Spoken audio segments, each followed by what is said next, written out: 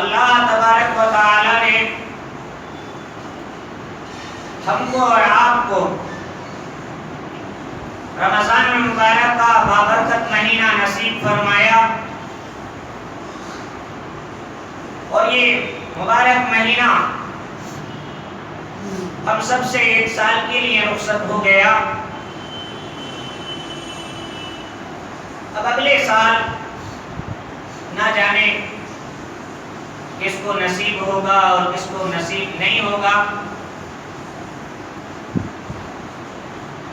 اس مبارک مہینے میں اللہ رب العزت کی عبادتیں کی، عبادتوں میں محنتیں کی،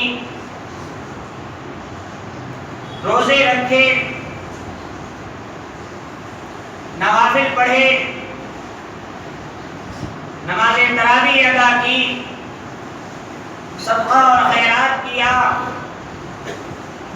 میرے بھائیوں، میرے بزرگوں، ان سب عبادتوں کے ادا کرنے پر اللہ کا شکر بجا لانا چاہیے، اللہ کا شکر بجا لانا چاہیے، اور جتنا اللہ کا ان عبادتوں کی توفیق پر اللہ کا شکر ادا کریں وہ کم ہے، کیونکہ اللہ رب العزت فرماتا ہے وَلِتُكْمِلُوا الْعِدَّةَ وَلِتُكَبِّرُوا اللَّهَ عَلَى مَا هَدَاكُمْ۔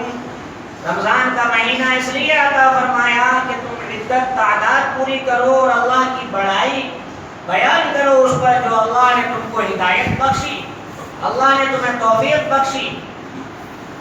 یہ سب اللہ کی توفیق سے ہے۔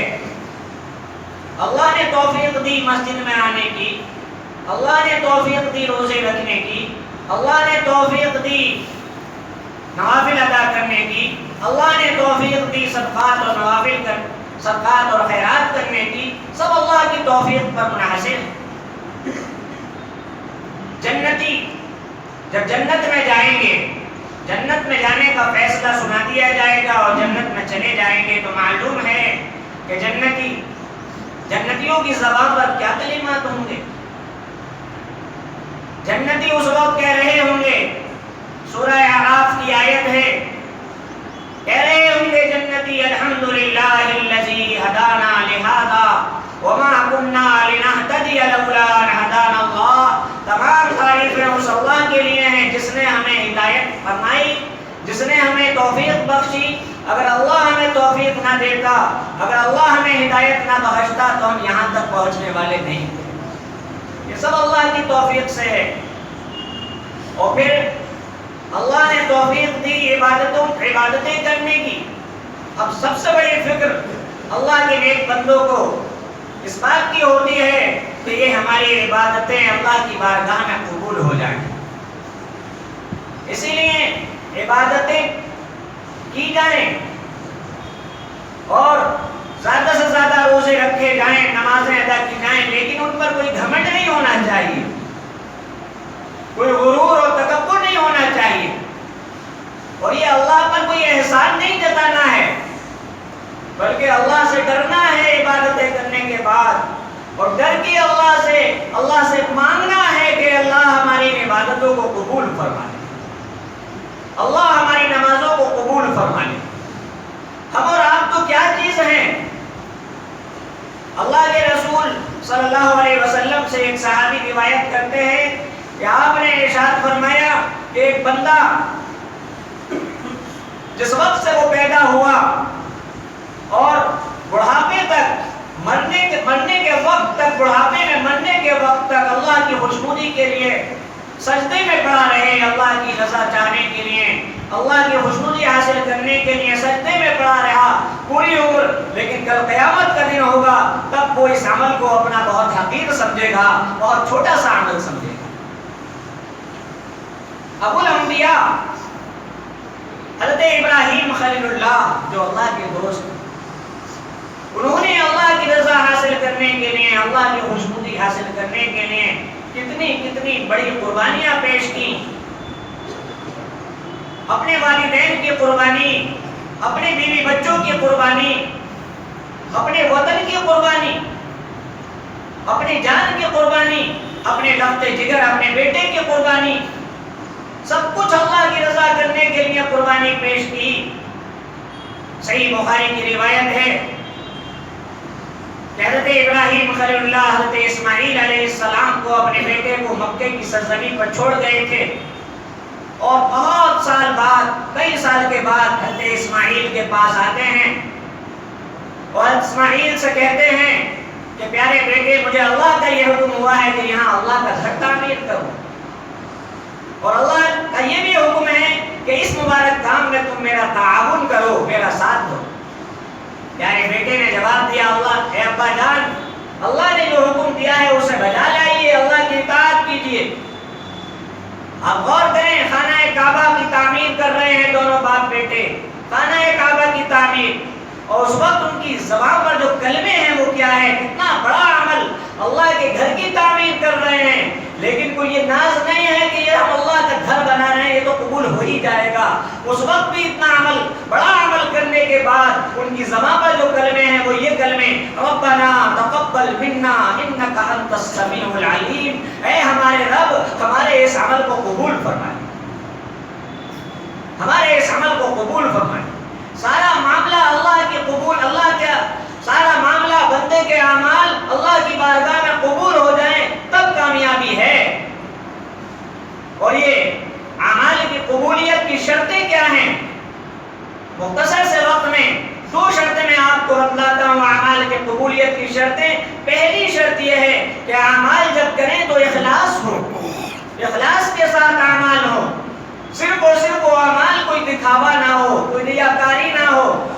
اگر دکھاوا ہے، ریاکاری ہے، تو وہ اعمال بڑے سے بڑے عمل، بڑا سے بڑا عمل کیا ہے وہ منہ پر مار دیا جائے گا، وہ رد کر دیا جائے گا۔ حضرت عائشہ صدیقہ رضی اللہ تعالی عنہ روایت کرتی ہیں، قرآن پاک کی اس آیت کی تفسیر کرتے ہوئے، والذین یؤتون ما آتوا وقلوبهم وجلہ انہم الی ربہم راجعون، کہ وہ لوگ جو ایمان والے بندے ہیں وہ اللہ کے راستے میں دیتے ہیں، جتنا کہ دیتے ہیں، خوب دیتے ہیں، اللہ کے راستے میں اپنا مال خرچ کرتے ہیں، لیکن ان کے دل لرز رہے ہوتے ہیں، ڈر رہے ہوتے ہیں۔ حضرت عائشہ صدیقہ رضی اللہ تعالی عنہ نے اللہ کے رسول سے پوچھا، یا رسول اللہ، وہ کون لوگ ہیں جو دیتے ہیں، اللہ کے راستے میں خرچ بھی کرتے ہیں اور دل لرز رہے ہوتے ہیں؟ کیا وہ شرابی ہیں؟ اہم الذین یشربون ویسرقون، کیا وہ لوگ ہیں جو شراب پیتے ہیں، چوری کرتے ہیں؟ اللہ کے رسول نے فرمایا، ہے بنت صدیق، اے صدیق کے بیٹی، ایسا نہیں ہے، وہ شرابی نہیں ہیں، وہ چوری کرنے والے نہیں ہیں، بلکہ وہ لوگ ہیں جو نماز بھی پڑھتے ہیں، نماز کی ادائیگی کرتے ہیں، روزے بھی رکھتے ہیں، صدقے بھی دیتے ہیں، صدقہ اور خیرات بھی کرتے ہیں، لیکن اس حالت میں بھی ان کا حال یہ ہوتا ہے کہ ان کے دل کانپ رہے ہوتے ہیں، ان کے دل لرز رہے ہوتے ہیں۔ اس لیے لرز رہے ہوتے ہیں کہ یہ بڑے بڑے عمل تو کیے ہیں اللہ، لیکن اللہ یہ قبول ہوں گے بھی یا نہیں ہوں گے، یہ فکر رہتی ہے، یہ فکر رہتی ہے کہ یہ ہمارے عمل قبول ہوں گے بھی یا نہیں ہوں گے، یہ فکر رہتی ہے، اخلاص۔ اور دوسری شرط اعمال کی قبولیت کی، سنت رسول صلی اللہ علیہ وسلم کی اتباع، پیروی، کہ آپ کے طریقے کے مطابق ہونا چاہیے، جو نبی نے جیسا کیا ہے ویسا عمل ہونا چاہیے، یہ شرط ہے عمل کے قبولیت کی۔ اللہ کے رسول صلی اللہ علیہ وسلم ارشاد فرماتے ہیں کہ ایک بندہ ہے 60 سال تک نمازیں پڑھتا رہتا ہے، 60 سال تک نمازیں پڑھتا ہے، لیکن نماز ایسی پڑھتا ہے کہ جب رکوع پورا کرتا ہے تو سجدہ پورا نہیں ہوتا، رکوع پورا کرتا ہے تو سجدہ پورا نہیں ہوتا، اور سجدہ پورا کرتا ہے تو رکوع پورا نہیں ہوتا، یعنی سنت کے مطابق اس کی نماز نہیں ہوتی۔ اس لیے 60 سال کی نماز اس کے منہ پر مار دی جاتی ہے، رد کر دی جاتی ہے۔ عمل ہو سنت رسول کے مطابق ہو، اور وہ عمل سنت رسول کے مطابق ہونے کے بعد پھر اللہ سے مانگیں، دعا کریں کہ اللہ ہمارے اس عمل کو قبول فرمائے، قبول فرما۔ ہمارے اسلاف، ہمارے اکابر، ہمارے بزرگان دین یہی کیا کرتے تھے۔ آتا ہے روایتوں میں کہ اسلاف کی عبادتوں کا یہ حال تھا کہ 5 مہینے پہلے رمضان کی فکر اور رمضان کو مانگنا اللہ سے کہ اللہ ہمیں اپنی زندگی میں رمضان کا بابرکت مہینہ نصیب فرما دے، یہ مانگنا 5 مہینے پہلے رمضان سے، رمضان کو مانگ رہے ہیں۔ رمضان آنے پر خوب عبادتوں میں محنتیں کی، خوب عبادتوں میں مشقتیں کی، اور رمضان گزرنے کے بعد 5-6 مہینے یہ مانگ رہے ہیں کہ اللہ ہماری اس محنت کو قبول فرمائے. اور پھر اس کی علامت بزرگوں نے بتائی ہے اعمال کی قبولیت کی. بہت کام کی بات ہے.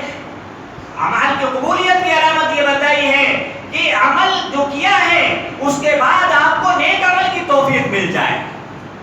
یہ عمل کی قبولیت کی علامت ہے کہ آپ نے نمازیں ادا کی ہیں، نوافل پڑھے تو وہ سلسلہ آپ کا جاری ہو جائے. آپ نے نوافل پڑھنا شروع کیے ہیں تو رمضان کے بعد بھی وہ عمل آپ کا باقی رہے. آپ نے قرآن کی تلاوت شروع کی تھی رمضان میں تو رمضان کے بعد بھی وہ قرآن کی تلاوت باقی رہے تو سمجھ لیجیے آپ کی عبادت رمضان کے قبول ہو. لیکن ایسا نہیں ہے آپ نے رمضان میں صرف گناہوں کو چھوڑا پھر آپ کی زندگی ویسی آ گئی، معمول پر گناہ پر آ گئے. رمضان میں شروع کی تھی پھر آپ نے قرآن کی تلاوت آپ کی زندگیوں سے نکل گئی. رمضان میں نماز شروع کی تھی اس کے بعد آپ نماز میں نہیں آئے، نماز پر زندگی نہیں آئی تو سمجھ لیجیے وہ عبادت آپ کے منہ پر مار دی جائے، وہ قبول نہیں. اس لیے آج کے دور میں اپنا جائزہ لیں، اپنا محاسبہ کریں کہ ہم رمضان میں صرف نمازی بنتے ہیں اور سال بھر کے لیے چھٹی. میرے بھائیو اگر ایسا ہے تو صرف رمضان کی عبادت میں قبول نہیں کی جائے گی، وہ منہ پر مار دی جائے گی. اس لیے عبادت کی قبولیت کی وہی علامت ہے کہ عبادت کرنے کے بعد دوسری عبادت کی اس کو توفیق مل جائے، نیکی کرنے کی اس کو توفیق مل جائے. گناہوں سے بچا ہے تو اس کے بعد اس کو یہ توفیق مل جائے کہ وہ گناہوں سے بچنے والا بن جائے، ہماری پوری زندگی میں انقلاب آ جائے، تبدیلی آ جائے. یہ علامت ہے عبادتوں کی قبولیت کی. اپنا محاسبہ لے کر اپنی زندگیوں کو پلٹیں، دین کی طرف لے کر کے آئیں. اللہ کے رسول صلی اللہ علیہ وسلم یہی دعا مانگ کرتے تھے کہ اے اللہ ہمارے دلوں کو اپنے دین کی طرف پلٹ دے، اے اللہ ہمارے دلوں کو اپنی طاعت کی طرف پلٹ دے. آج ضرورت ہے کہ ہم اپنے آپ کو اپنے دین کی طرف پلٹیں اور ایمان کی